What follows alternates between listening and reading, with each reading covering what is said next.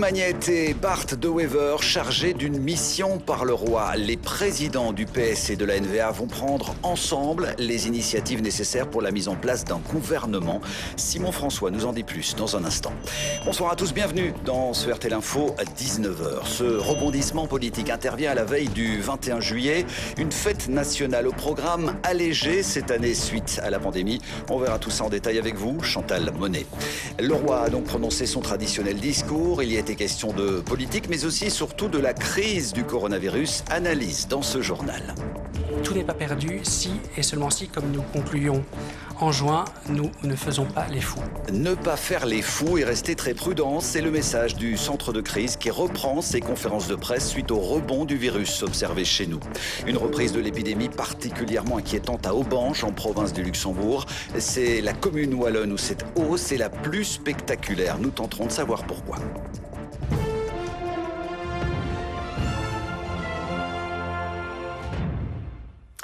C'est donc clairement l'image du jour. Paul Magnette et Bart De Wever réunis cet après-midi au Palais de Bruxelles. Les présidents du PS et de la NVA y ont été chargés par le roi d'une mission qu'ils ont acceptée. Objectif, préparer ensemble la mise en place d'un gouvernement fédéral. Simon François avec Michel Herrings et Emmanuel Talarico. Préparatifs de la fête nationale oblige, les présidents de partis accèdent au palais par l'arrière du bâtiment. C'est Paul Magnette qui arrive le premier, avec quelques minutes d'avance. Il devra patienter quelques instants sur le parking. 16h30, Bart De Wever fait son entrée et rejoint Paul Magnette. Les deux hommes, côte à côte, sont accueillis par le roi. Il les dispose face à la presse pour une image rare. Les présidents du premier parti de Flandre et celui du premier parti francophone rassemblés par le souverain. Bien sûr, ils se sont déjà rencontrés, mais c'est la première fois depuis les élections qu'ils s'affichent ensemble devant les caméras. Les trois hommes prennent la direction du bureau du roi pour une réunion particulièrement courte, moins d'une demi-heure. Paul Magnette et Bart De Wever prennent congé du roi peu avant 17h. Ils repartent chargés d'une mission royale, celle de prendre les initiatives nécessaires permettant la mise en place d'un gouvernement qui s'appuie sur une large majorité au Parlement. Et sur place au Palais, on vous retrouve Simon François. Bonsoir. Pas de commentaires donc à la sortie, mais le président du PS vient de s'exprimer via les réseaux sociaux, Simon. Oui, il explique en vidéo les raisons qui l'ont poussé à accepter cette mission de former un gouvernement avec la NVA. Il évoque bien sûr la crise du coronavirus qui impose à la Belgique d'avoir un gouvernement stable pour répondre aux défis posés par cette crise sanitaire.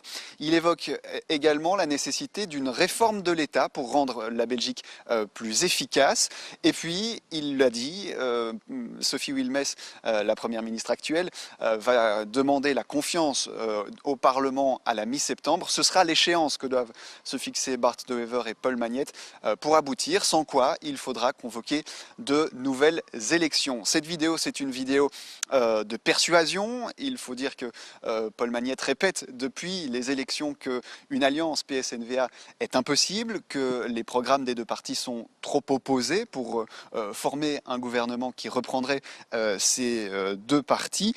Le président du PS doit donc convaincre, notamment au sein même de son parti, les membres de son parti qui seraient opposés à cette alliance. Il y a 3 jours, par exemple, un collectif de jeunes membres du Parti socialiste écrivait à Paul Magnette qu'un gouvernement PS-NVA, c'était une négation des valeurs du Parti socialiste. Et tout s'est donc accéléré en quelques heures à peine, Simon. Oui, rappelez-vous, la semaine dernière, c'était encore le trio MR, Open VLD, CDNV qui menait la danse, qui menait les négociations.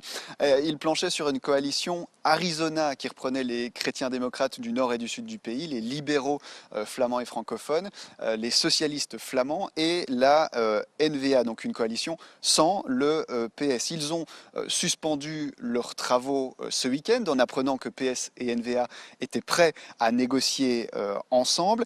Ils ont assorti cette pause d'une exigence, celle d'être tenus au courant de l'avancée des travaux de Bart De Wever et Paul Magnette. Une exigence qui est très mal passée, notamment auprès du président des nationalistes. Est-ce cette exigence qui a poussé le roi à reprendre la main pour montrer que c'est lui qui peut exiger un rapport de formation de gouvernement? Il faut dire que le roi, dans son communiqué, n'évoque pas le travail de ce fameux trio. Ou bien est-ce plus simplement l'approche de cette date très symbolique qu'est le 21 juillet qui a poussé le souverain à pousser sur l'accélérateur? Ce qui est sûr en tout cas, c'est que le duo PS-NVA est enfin sur les rails, 421 jours après les élections, et qu'il doit rendre son premier rapport au roi le 31 juillet prochain. Merci beaucoup Simon. Effectivement, le roi Philippe a d'ailleurs lancé un appel au monde politique dans son discours qu'on vient d'entendre. Il y a des moments, dit-il, où l'histoire n'attend pas, notre pays réclame un gouvernement. Écoutez-le. Mesdames et messieurs, il y a des moments où l'histoire n'attend pas. Pour réussir le gigantesque défi de la relance, chacun de nous est indispensable. Pour mobiliser toutes nos forces, nous avons besoin d'une trajectoire clairement définie. Le pays tout entier réclame maintenant un gouvernement résolu et stable. Ne le décevons pas. Nous ne réussirons qu'en dépassant nos propres horizons et en montrant courage et audace. PS et NVA vont donc travailler ensemble pour tenter de dégager des pistes qui pourraient mener à la formation d'un gouvernement. Mais on sait déjà que ce ne sera pas facile. Ce n'est pas la première fois que les deux principaux partis du nord et du sud du pays essaient de s'entendre. Et ça n'a jamais marché jusqu'ici. Fanny Dehaye. Je vous demande simplement d'avoir de la patience. Le chemin est très long. Serait-on au bout de ce chemin? C'est le bilan d'une année où nationalistes flamands et socialistes francophones se sont opposés en tout point. Et le moins que l'on puisse dire, c'est qu'on a dû constater hier soir qu'il y a un fossé vraiment abyssal entre les positions, pour faire simple, de la droite et de la gauche. Au premier jour des négociations, 2 mois après les élections, les discussions coincent déjà. Les partis sont en désaccord sur toutes les questions politiques. C'est difficile d'avoir des grands sourires quand on pense au niveau fédéral où on est un peu condamné à former un gouvernement. Pour moi, ça reste à voir si le PS veut parler sérieusement avec moi. Le 4 octobre, 131 jours après les élections, socialistes et NVA entrouvent des discussions. On progresse dans le constat que nous ne sommes d'accord sur rien. Je pense qu'à part sur la question du bien-être animal, par exemple, sur tous les autres sujets, il faut bien constater que nous ne sommes d'accord sur rien. 4 jours plus tard, Rudy Demotte et Geert Bourgeois sont désignés préformateurs pour sortir de la crise, une mission qui échouera. On pourrait entrer dans une nouvelle phase où le PS se rend compte qu'il faut, à la fin du jour, se mettre à table avec moi pour voir si un grand compromis est possible. Casse-tête toujours aussi difficile 260 jours après les élections, lorsque Koen Geens s'est chargé de former un gouvernement. Je pense que le fait que la Fronde a voté plutôt à droite et la Wallonie à gauche et même l'extrême gauche rend ce pays presque ingouvernable. On en a marre parce que ça fait des mois et des mois que ça dure et qu'on nous dit le PS doit absolument trouver un accord avec la NVA. Nous, par politesse, par respect des résultats des élections et par respect des règles constitutionnelles, on a accepté des dizaines et des dizaines de réunions. Ça ne donne rien. On doit à un moment donné pouvoir reconnaître que ça n'est pas possible. Et puis, il y a un peu plus d'un mois, première petite ouverture sur le plateau du RTL Info. Et donc ça veut dire que si ce n'est pas retour aux urnes, s'il n'y a pas de nouvelles élections, c'est donc effectivement le PS et la NVA qui gouvernent ensemble. Vous disiez que vous n'aviez rien en commun il y a quelques mois encore. Non, qu'est-ce qui a changé? Pas forcément. On parle avec tout le monde aujourd'hui. Avant que la NVA ne quitte les discussions du Superkern 2 jours plus tard, il y a quelques jours, De Wever considère la question de la loi sur l'avortement comme un potentiel point de rupture. Une question qui n'aura pas eu raison de leur fragile entente, mais jusqu'à quand? Et le politologue Pascal Delhuit nous a rejoint sur ce plateau. Bonsoir Pascal. Bonsoir. Les présidents donc, du PS et de la NVA sont chargés de mission, mais ils n'ont pas de titre. Il y a une bonne raison à cela.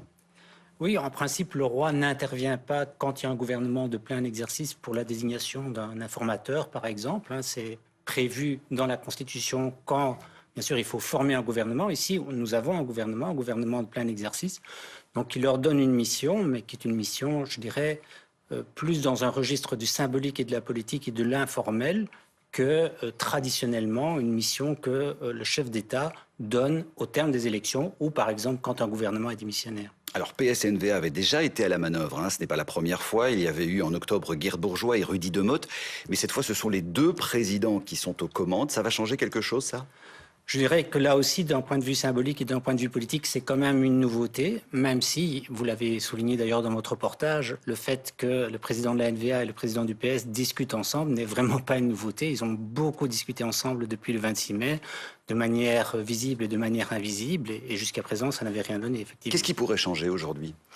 Je dirais qu'on est un peu dans un contexte de maintenant, on y va et un gouvernement de plein exercice s'appuyant sur une réelle majorité parlementaire voit le jour à la rentrée. Soit il faudra en tirer les conséquences et la conséquence la plus logique serait effectivement, dans ce cas-là, l'organisation d'élections anticipées. Charger ces hommes d'une telle mission le jour du discours, hein, on l'a entendu, du roi et la veille de la fête nationale, c'est évidemment symbolique. C'est une opération de communication aussi de la part du palais ? Oui, c'est à la fois une opération de communication, c'est bien sûr articulé à son discours, mais il faut aussi noter que dans le communiqué, et vous l'avez d'ailleurs souligné aussi, le roi souligne s'appuyant sur une large majorité, ce qui est quand même très particulier parce qu'en fait, constitutionnellement, on attend qu'il y ait au minimum 76 députés, mais éventuellement pas plus que 76 députés qui accordent sa confiance à un nouveau gouvernement, voire éventuellement moins s'il y a des abstentions. Donc, je veux dire, il y a aussi une portée politique dans cette annonce d'une large majorité. Un gouvernement stable. Hein. Ouais. Stable et avec une large majorité. En général, ça va toujours ensemble. Hein. Plus la majorité est large, moins le gouvernement est stable en général. Donc, il faut être prudent. Mais en tout cas, ça veut dire qu'on n'est pas dans une optique d'un gouvernement soit d'un gouvernement minoritaire, soit d'un gouvernement qui s'appuie sur une majorité relativement ténue. Donc, il y aura sans doute beaucoup de partis au gouvernement, donc beaucoup d'appétit et beaucoup d'objectifs à rencontrer parce que chacun va vouloir, bien sûr, atteindre un certain nombre d'objectifs dans l'accord de gouvernement. Beaucoup de choses à négocier, hein, on s'en doute. On verra ça dans les jours et les semaines qui viennent. Merci beaucoup pour cet éclairage en direct, Pascal Delhuit. Pendant ce temps, le gouvernement fédéral actuel, lui, poursuit ses consultations dans le but d'élaborer un plan de relance économique. Cet après-midi, ce sont des représentants du monde associatif qui ont été reçus par la première ministre Sophie Wilmès, parmi eux des représentants de la lutte contre la pauvreté, contre le racisme ou encore contre les inégalités entre hommes et femmes. Ce sont des images de Thomas Quinet. Demain sera donc un 21 juillet, pas comme les autres, pas de feux d'artifice ni d'événements publics de grande envergure. Le bal national prévu ce soir à Bruxelles a lui aussi été annulé. Bref, une fête nationale hors du commun dans un contexte qui l'est tout autant. Nicolas Loïc, Pierre Alterman. La place du jeu de balle interdite d'accès. Des banderoles de police pour éviter tout rassemblement. Une fin d'après-midi bien triste dans le quartier des Marolles, privé de bal national. C'est triste pour les gens parce que c'était très joyeux. Il y avait plus que 10 000 personnes ici. Une ambiance terrible, une ambiance terrible. Patrick a habité ici durant des années. Un 20 juillet aussi calme pour lui, c'est du jamais vu. Il faut être prudent et pas faire la fête, coller l'un contre l'autre. Pas de concert, ni de musique ou d'embrassade, et quasiment pas de travail pour Titi. C'est vraiment très chouette événement qui maintenant passe un peu à la trappe, quoi. Son café reste fermé ce soir, comme tous les jours depuis le début de la crise. Il est trop petit pour le respect des distances. J'étais toujours participant et partant pour toutes les fêtes, pour les fêtes de la musique, le bal national, le lendemain les moules. Chaque fois qu'il y avait quelque chose à faire, j'étais présent, quoi, bien sûr. La friterie Le Broubelaire, elle, participe à un événement pour les plus défavorisés. 300 cornets de frites à préparer, autant dire pas grand-chose comparé à l'an passé. C'est assez bizarre, inattendu. Pas non plus de feux d'artifice ni de fête au Parc Royal demain, mais l'important, c'est d'être solidaire. Solidarité, il en faut tout le temps, la Belgique aussi. Une seule Belgique unie. L'union fait la force. Que les fêtards s'arment de patience. L'année prochaine, peut-être pourront-ils faire la fête comme au bon vieux temps. Alors que va-t-il se passer demain? C'est ce qu'on va voir avec vous, Chantal Monet. Bonsoir. Quel est le programme officiel des festivités et des cérémonies prévues, on le rappelle, sans la présence du public, Chantal? Eh bien, ce sera un programme très allégé. La journée va débuter par le Te Deum à la cathédrale des Saint-Michel et Gudule, en présence du roi, de la reine, de leurs 4 enfants et d'une centaine d'invités, alors que d'habitude, la cathédrale est pleine. 3 minutes de silence seront observées à la mémoire des victimes de la pandémie, soit environ 9800 morts en Belgique. À 14 h, une cérémonie sera organisée ici, place des Palais, pour célébrer la fin de la Seconde Guerre mondiale et donc les 75 ans de la fin de la Seconde Guerre mondiale, ainsi que pour rendre hommage aux héros de la crise du Covid. Le roi prendra brièvement la parole. Le défilé militaire sera réduit fortement puisque seuls 10 véhicules de la brigade Piron défileront, des véhicules donc qui avaient participé à l'époque à la libération de la Belgique et des Pays-Bas. Et puis dans le ciel, il y aura 9 F-16 et un hélicoptère. Une cérémonie donc en présence de 200 invités, alors que d'habitude, ils sont 2000 dans les tribunes. Ensuite, le roi, la reine et les 4 princes prendront la direction du Limbourg en Flandre pour aller visiter une maison de repos. Et puis ils se rendront en Wallonie, direction Morlanway dans la province du Hainaut, où là ils rendront visite au personnel et aux résidents d'un centre de convalescence. Voilà donc pour ce programme à minima d'un 21 juillet inédit. Merci beaucoup Chantal. Et cette cérémonie, place des Palais dont vous avez parlé, vous pourrez la suivre en direct demain dès 14 h sur notre site rtlinfo.be. Le personnel soignant, on l'a dit, sera donc mis à l'honneur demain. Mais comment ces professionnels de la santé vivent-ils cet hommage? Qu'attendent-ils vraiment aujourd'hui des autorités? Pour le savoir, Julien Crête et Sylvain Winans sont retournés voir certains d'entre eux qui s'étaient déjà confiés à nous au plus fort de la crise. Regardez. C'est un retour dans un service qui ressemblait à l'époque à une véritable zone de combat. Un face-à-face contre le Covid-19. En avril dernier, nous rencontrions ici Catherine, au cœur des soins intensifs. Une infirmière, avec ses victoires, mais aussi ses doutes. Une période qui a laissé ses traces. Au début, en tout cas, moi, quand je suis rentrée à la maison, après les premières semaines, quelquefois je me mettais à pleurer, je me disais mais bon sang, mais qu'est-ce qui nous arrive là? On n'a jamais connu ça. On avait peur pour les patients, pour nous, mais on a beaucoup appris. Dans les allées des soins intensifs, nous retrouvons aussi la responsable, Anne. À l'époque, les heures de travail défilent avec l'objectif de sauver un maximum de patients. Aujourd'hui, à l'heure des hommages et des revalorisations salariales, la crise laisse un goût amer. C'est bien, je ne veux pas dire que c'est pas bien, mais moi ce que je dis, j'espère juste qu'on ne va pas nous oublier parce que oui, on va nous applaudir encore le 21 juillet et après. On a eu de l'argent, soi-disant pour staffer, pour nous payer un peu plus. Personnellement, j'attends pas de l'argent un peu plus sur mon compte, mais j'aimerais bien des bras un peu plus, ça oui.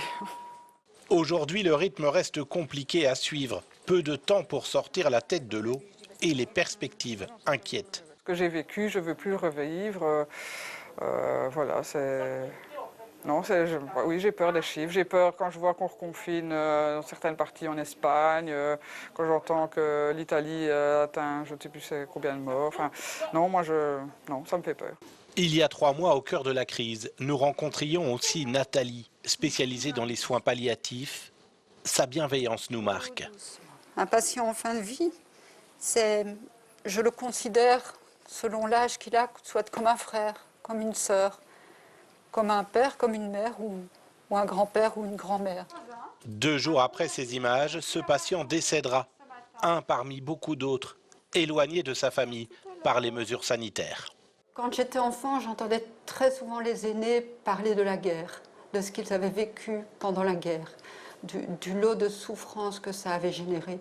On ne peut pas oublier ce qui s'est passé pendant la crise du Covid. On ne peut pas oublier que le patient a autant souffert, loin de sa famille, les visites n'étant pas permises.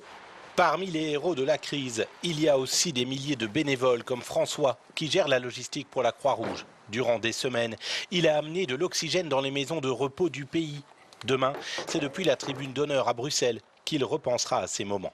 D'aller dans les homes, c'était vraiment quelque chose de compliqué parfois. Et l'ambiance qu'on voyait à l'intérieur des homes, c'était pas facile. Toujours. Et des fois, on avait le cœur serré en repartant quand même. Ça va beaucoup mieux qu'hier. Ces professionnels devront peut-être combattre à nouveau le virus dans les prochaines semaines, un surplus d'énergie qu'ils parviendraient à trouver.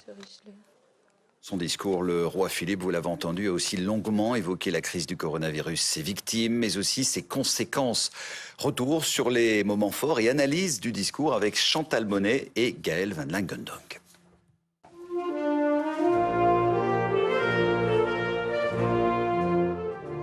En arrière-plan, la grand-mère de Philippe, disparue il y a 85 ans. La reine Astrid, que l'on savait très préoccupée par les questions sociales. Le roi, lui, est debout, comme un symbole. Certes, tout n'a pas été parfait, mais nous avons tenu bon. Malgré de grandes souffrances, dit le souverain, qui exprime toute sa compassion pour ceux qui ont été touchés, parfois brisés par la crise, notamment les aînés. Les aînés, dont je tiens à saluer la dignité face au danger et à la solitude. Le roi rend hommage aux enseignants et bien sûr au personnel soignant. Il évoque aussi l'épreuve que fut pour beaucoup de Belges le confinement.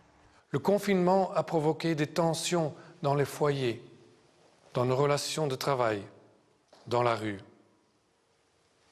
Plus que jamais, nous devons être à l'écoute de ceux qui souffrent en silence.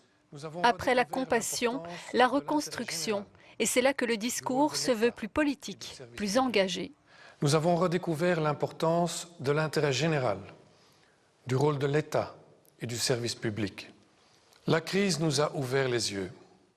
Nous avons maintenant une occasion unique de repenser notre économie et notre société en construisant sur les valeurs humaines que nous avons vécues si intensément, en optant pour des solutions plus équitables et durables. Il serait dommage de repartir comme avant, sous-entend le roi. Et on l'a vu d'ailleurs en image pendant son discours et le souverain y a fait allusion. Depuis le début de la crise, le roi Philippe et sa famille se sont montrés concernés avec notamment plusieurs visites sur le terrain auprès de ceux qui étaient en première ligne, mais aussi des contacts à distance et une présence accrue sur les réseaux sociaux. Mélanie Renda. Sur le sol du jardin du château de Laken, le message « Courage, fort ensemble ». Le 5 avril dernier, la famille royale confinée, elle aussi, partageait cette vidéo, une marque de soutien et d'engagement qui s'est révélée dès le début de la crise. La situation actuelle nous rappelle notre vulnérabilité, mais révèle aussi notre force. Je suis confiant que nous sortirons grandis de cette épreuve. Pendant 3 mois, le roi enchaînera les visites auprès de celles et ceux qui sont en première ligne dans la lutte contre le Covid-19. Ici, dans une unité de soins intensifs d'un hôpital bruxellois, là, dans un centre de tri tournant à plein régime. Ça va, vous en sortez Oui, on s'en sort. Vous faites beaucoup plus que d'habitude, n'est-ce pas? Oui, ça a augmenté. C'est même au-dessus des volumes de fêtes de fin d'année. Les enfants de Philippe et Mathilde ont aussi voulu s'impliquer. Sur ces images publiées sur les réseaux sociaux, la princesse Elisabeth, ses frères et sa sœur appellent des personnes âgées isolées. Il était ici accompagné de l'ensemble de sa famille qui était impliqué peut-être de plus en plus, les enfants grandissant aussi avec une répartition des rôles aussi entre ces enfants. Mais les enfants participent de plus en plus de fait aux tâches de représentation qui sont celles du roi. Durant cette pandémie, le roi Philippe a aussi montré l'exemple du gel hydroalcoolique lors de ses visites, aucune poignée de main pour saluer ses interlocuteurs, puis le port du masque comme sur ce marché à Wavre. Un bouquet de fleurs au passage pour marquer son soutien aussi aux travailleurs durement impactés par la crise. Dans la suite de ce RT L'Info 19h, nous verrons ce que prévoient les camps scouts en cas de contamination d'un enfant. C'est ce qui vient justement de se passer près de Couvin. Toujours pas de fumée blanche pour le plan de relance européen. Après 4 jours de négociations, les 27 réunis à Bruxelles n'ont toujours pas réussi à se mettre d'accord. Et puis on s'intéressera également à ce lancement d'une sonde vers Mars. C'est la première mission de ce genre entreprise par un pays arabe. Mais tout d'abord, un coup d'œil sur l'évolution de l'épidémie. Chez nous, le nombre de nouvelles contaminations continue de progresser. La moyenne de nouveaux cas a dépassé aujourd'hui le cap des 150 par jour. Un rebond qui a donc poussé le centre de crise à remettre en place dès ce lundi ses traditionnelles conférences de presse. Il y en aura 3 par semaine, histoire d'appeler à nouveau la population à la plus grande prudence. L'Axe Milota avec Xavier Gérard. Le virus, lui, n'est pas en vacances, il est encore dangereusement présent au sein de notre société. Une prise de parole sous forme de mise en garde pour le centre de crise.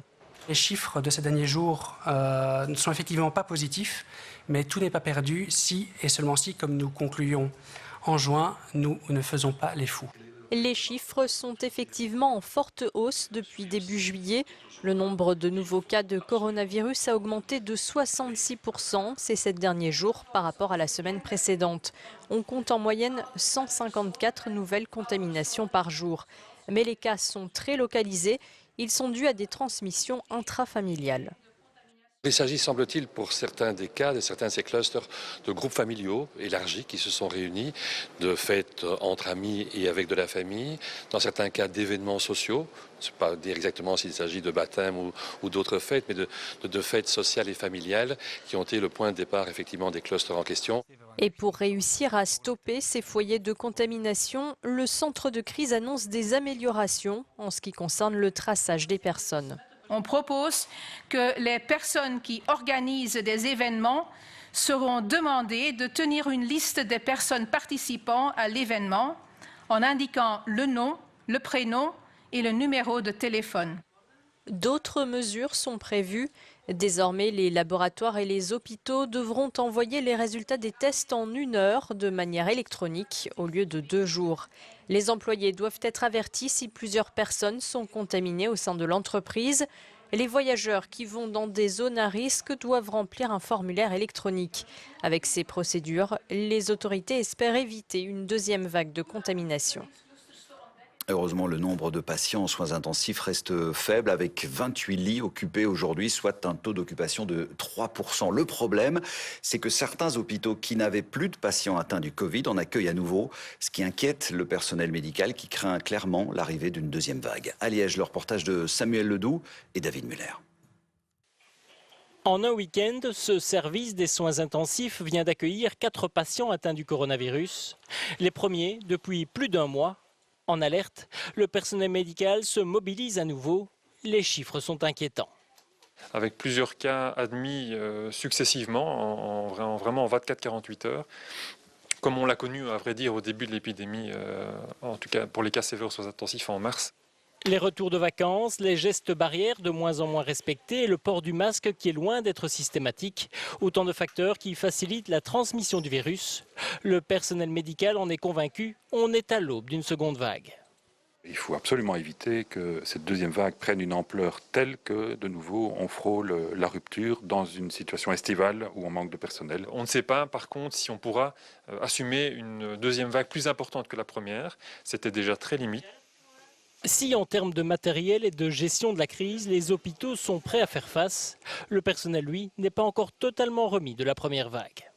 Les équipes sont fatiguées, elles n'ont pas toutes eu encore le temps de prendre des vacances. C'est quelque chose qui les effraie un petit peu de devoir reprendre comme on a fait en mars et à ce rythme et à cette charge de travail-là qui est vraiment énorme. Fatigue physique, émotionnelle et manque de personnel, la gestion d'un nouvel afflux massif de patients atteints du coronavirus s'annonce compliquée à gérer. Même si ce rebond est plus prononcé en Flandre, on assiste aussi à une augmentation des cas dans le sud du pays, à Aubange, notamment en province de Luxembourg. C'est d'ailleurs la commune wallonne où la hausse est la plus interpellante. Alors pourquoi, comment réagissent les autorités locales? Sur place, le reportage de Mathieu Langer et Aline Lejeune. Aubange, c'est 17 000 habitants et son record, celui du plus grand nombre de contaminations détectées en une semaine, 28 exactement. Une situation interpellante, d'autant qu'aucun foyer n'a été identifié. Ces nouveaux cas restent inexpliqués. C'est toujours inquiétant. De là, savoir pourquoi. C'est qu'il y a que des consignes qui sont mal faites. Et les gens qui ne respectent pas. C'est un peu choquant, voilà. Ouais, non, c'est choquant. La commune est enclavée entre les frontières françaises et luxembourgeoises. Plusieurs nationalités y circulent et font notamment partie de la patientèle de ce médecin généraliste. Et on a les Français, les Belges, les Luxembourgeois qui coopèrent, qui traversent la frontière régulièrement. Je viens d'avoir un patient qui vient de téléphoner de France et qui revient de Catalogne avec ses filles. Autre explication possible, les nombreux travailleurs frontaliers testés au Luxembourg, alors définis comme zone orange, les faux négatifs auraient contaminé une partie de la population. Le bourgmestre, lui, a décidé de renforcer les contrôles de police. Il faut qu'on soit encore plus attentif qu'avant et qu'on soit notamment très attentif aux rassemblements intempestifs, je pense notamment au café. J'attends sur mon bureau un rapport ou plusieurs rapports de police pour pouvoir prendre des mesures administratives s'il le faut. Le port du masque est désormais obligatoire et généralisé sur l'entièreté de la commune. Les festivités du 21 juillet se dérouleront en petit comité. Oui, pour savoir combien de cas il y a dans votre commune, rendez-vous sur notre site internet ou notre application RTL Info. Hier, c'est un camp scout qui a dû être interrompu près de Couvain, en province de Namur. Un des enfants provenant de la région de Gand y a été testé positif au virus. Alors, que se passe-t-il dans ces cas-là? Que prévoit la procédure? C'est ce qu'on va voir ce soir avec Julien Crête et Sylvain Winans. C'est une entrée à l'intérieur d'un espace clos. Bienvenue à la Moire. Un camp qui accueille depuis hier 32 louveteaux et leurs animateurs. Cette année, ils forment un groupe isolé, aucun lien avec l'extérieur. C'est le principe d'une bulle en fait. Il n'y aura personne qui devra rentrer et personne qui devra sortir. Les seules personnes qui font des allers-retours sur le camp, ça va être les intendants. Ce sont toujours les deux mêmes personnes qui vont partir aller faire les courses. Et là, on a les mêmes mesures que partout en Belgique. Les jeunes, allez venez, on va se laver les mains! Plusieurs fois par jour, l'hygiène s'impose ici. Des gestes barrières que l'on demande à des jeunes qui semblent comprendre la situation. Il est bien marqué sur le panneau qui est là, qu'il faut bien mettre pendant 30 secondes se laver les mains entre les doigts, ça doit aller partout. Vraiment c'est important, parce que le Covid, c'est pas pour rire, quoi. Et pour les chefs, la vigilance est de mise, le moindre symptôme est pris au sérieux. En fait, on fait particulièrement attention à leur état de santé. On va vraiment les contrôler au niveau de la température. On voit s'ils en ont ou alors s'ils ne se sentent pas bien.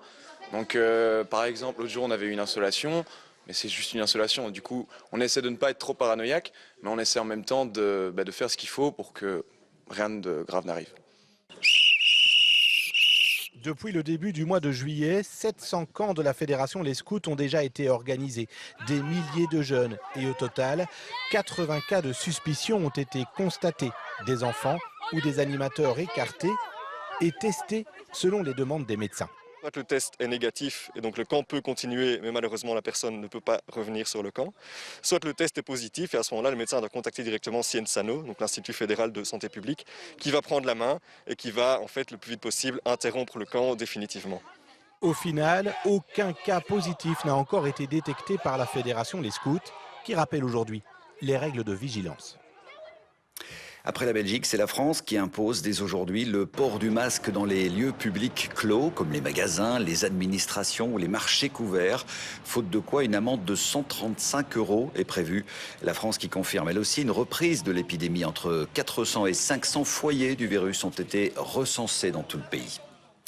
Les chefs d'État et de gouvernement européens, eux, sont toujours réunis à Bruxelles. Cela fait déjà 4 jours qu'ils négocient pour trouver un accord sur leur plan de relance. Bonsoir Halima Mouansali. 4 jours et toujours pas d'accord. Certains se disent confiants, mais il faut l'aval des 27 et ça, ce n'est pas gagné. Non, Luc, ce n'est toujours pas gagné. Pas d'accord en vue, mais un esprit de compromis semble s'être dégagé. Les discussions ont visiblement un peu avancé, notamment sur le montant du fonds du plan de relance. C'est une des questions les plus sensibles du dossier. Le président du Conseil européen, Charles Michel, a d'ailleurs indiqué à la presse il y a quelques instants qu'un accord était toujours possible, mais que ce sont les dernières étapes qui sont les plus difficiles. Il y a encore des éléments qui coincent, notamment les conditions d'octroi de cette aide financière aux pays bénéficiaires. hier. L'issue du sommet reste donc incertaine encore maintenant. On ne sait pas si aujourd'hui c'est le dernier délai que se donnent les 27 ou si une prolongation est encore possible pour une 4e nuit de tractation. En tous les cas, les chefs d'État allemands et français qui sont les porteurs du projet se disent prudents. La présidente de la Commission européenne, Ursula von der Leyen, elle se dit plutôt optimiste. Je vous propose de les écouter. Leurs réactions ont été recueillies cet après-midi, juste avant le début du sommet. Nous gardons espoir que nous pourrons tomber d'accord aujourd'hui. Les négociations cette nuit étaient très difficiles et elles continueront à l'être. Mais des situations extraordinaires exigent des efforts extraordinaires. L'Union européenne a besoin d'une solution pour surmonter cette crise et pour préparer l'Europe à son avenir. Je suis optimiste, nous n'y sommes pas encore, mais cela avance dans la bonne direction. Ne pas aujourd'hui être au rendez-vous de l'esprit de compromis et de l'ambition, c'est prendre le risque de revenir dans des moments plus durs et pour certains qui sont soucieux de cela, qu'au final cela nous coûte plus cher. Et voilà pour ce sommet. Merci beaucoup, Halima. Donald Trump, de son côté, annonce lui aussi reprendre dès demain ses conférences de presse sur l'épidémie du coronavirus. Un président américain qui, malgré la flambée du nombre d'infections dans son pays, reste confiant et optimiste. Il a une nouvelle fois assuré aujourd'hui que la maladie finirait par disparaître. Il s'est dit opposé à l'idée d'imposer le port du masque au niveau national. Les États-Unis qui sont aussi en pleine campagne électorale, vous le savez, pour la prochaine élection présidentielle. Parmi les candidats, il y a notamment le rappeur Kanye West qui a tenu son premier meeting, un discours clairement opposé à l'avortement et pendant lequel il s'est même mis à pleurer. Nicolas Lewick.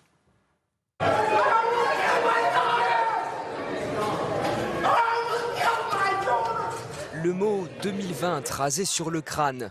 Vêtu d'un gilet pare-balles, Kanye West annonce sa première proposition de campagne, donner $1 million à chaque femme enceinte. Ce père de 4 enfants revient sur les doutes qu'il a eus avec sa femme, la star de télé-réalité Kim Kardashian, quand ils attendaient leur première fille, North, 7 ans.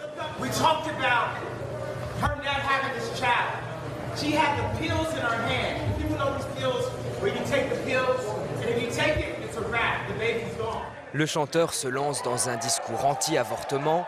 Il prend aussi l'exemple de ses parents.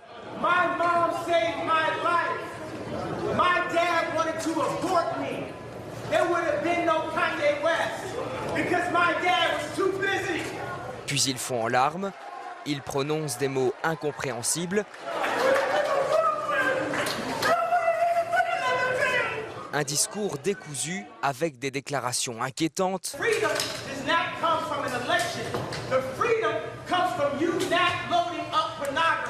L'ancien supporter de Donald Trump ne convainc pas les Américains pour l'instant. Il obtient à peine 2% dans les premiers sondages.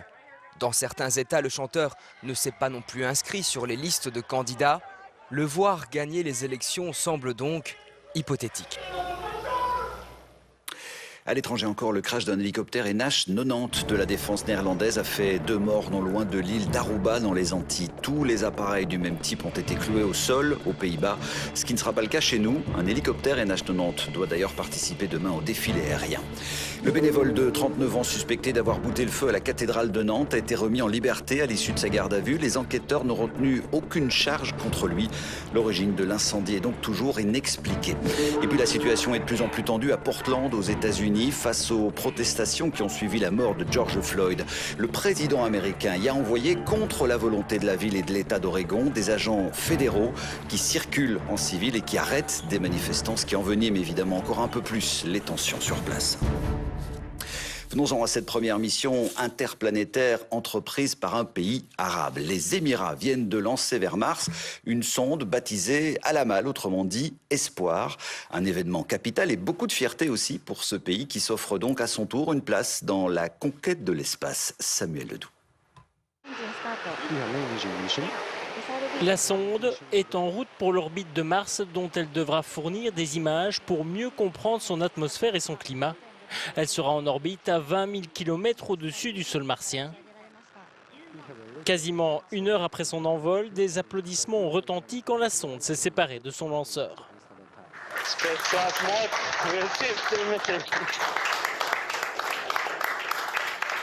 Le décollage a aussi été vécu avec fierté et émotion aux Émirats arabes. La Burj Khalifa de Dubaï, la plus haute tour du monde, avait symboliquement projeté un compte à rebours de 10 secondes sur son immense façade avant le décollage. Cela a été un moment décisif dans notre parcours de 6 ans pour construire et lancer la sonde. Mais beaucoup de travail reste à faire. Nous sommes dans la phase de lancement et d'opération préliminaire de la mission et commençons notre voyage de 7 mois vers Mars. Autre image symbolique, l'équipe scientifique de la mission est en grande majorité féminine. La sonde devrait commencer à tourner autour de Mars d'ici février 2021. Je pense que les Émirats arabes unis sont actifs au sein de la communauté spatiale internationale. Et je suis sûr que nous participerons à l'exploration de Mars. On fait maintenant partie de ce club très fermé. Et c'est une véritable ruée vers Mars. 2 autres missions non habitées, l'une chinoise, l'autre américaine, doivent partir vers la planète rouge cet été. Chez nous, on retiendra aussi cette image inhabituelle, celle d'une piste cyclable le long d'une autoroute. Un tronçon d'1,7 km qui a été inauguré aujourd'hui en bordure de la E40 entre Evere et Schaerbeek en région bruxelloise. L'idée à terme est de transformer cette portion d'autoroute en boulevard urbain. Ce sont des images de Nathan Gerlache et Thomas Quinet. 2 infos de foot encore avec tout d'abord ce nouveau sacre pour Thibaut Courtois. Le Diable Rouge et portier du Real Madrid vient de remporter pour la 3e fois de sa carrière le Trofeo Zamora qui récompense le meilleur gardien du championnat espagnol. Pas de ballon d'or par contre cette année. Ce prix très prestigieux du monde du football ne sera pas attribué, la pandémie ayant quelque peu tronqué la saison écoulée. Je vous rappelle l'image du jour, cette rencontre de Paul Magnette et Bardo Wever cet après-midi au Palais de Bruxelles. Le roi les a chargés de préparer ensemble la mise en place d'un gouvernement fédéral. Une actualité à suivre bien sûr en permanence via notre application RTL Info. Et c'est la fin de cette édition. Merci de votre attention. Dans un instant, la météo de Stéphane Van Bellingen, suivi du magazine Images à l'appui. Demain, c'est Caroline Fontenoy qui vous informera. Moi, je vous retrouve mercredi. Très belle soirée avec nous. Bonne fête nationale à tous. RTL Info continue en radio, sur Internet et sur les applications mobiles.